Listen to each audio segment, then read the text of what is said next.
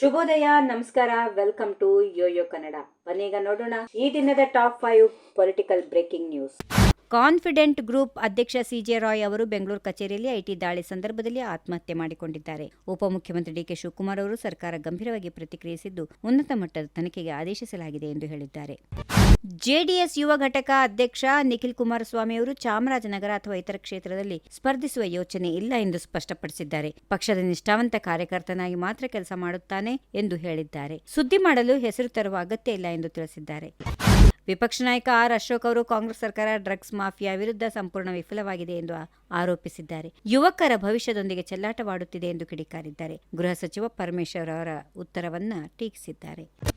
Confident group ಸಂಸ್ಥಾಪಕ CJ Roy ಆತ್ಮಹತ್ಯೆ ಪ್ರಕರಣ ಸಂಬಂಧ ಗೃಹ ಸಚಿವ ಜಿ ಪರಮೇಶ್ವರ್ ಪ್ರತಿಕ್ರಿಯೆ ನೀಡಿದ್ದು, ಐಟಿ ಅಧಿಕಾರಿಗಳು ಕೇರಳದಿಂದ ದಾಳಿ ನಡೆಸಿ ಪ್ರಶ್ನಿಸುತ್ತಿದ್ದ ಸಂದರ್ಭದಲ್ಲಿ ರಾಯ್ ಅವರು ಆತ್ಮಹತ್ಯೆ ಮಾಡಿಕೊಂಡಿದ್ದಾರೆ. ಕಳೆದ ಡಿಸೆಂಬರ್ನಿಂದ ಪ್ರಕರಣ ಚಾಲೂ ಇದ್ದು, ಇತ್ತೀಚೆಗೆ ಬೆಂಗಳೂರಿಗೆ ಕರೆಯಿಸಿ ಹೇಳಿಕೆ ದಾಖಲಿಸಲಾಗಿತ್ತು ಎಂದು ಗೃಹ ಸಚಿವರು ತಿಳಿಸಿದ್ದಾರೆ.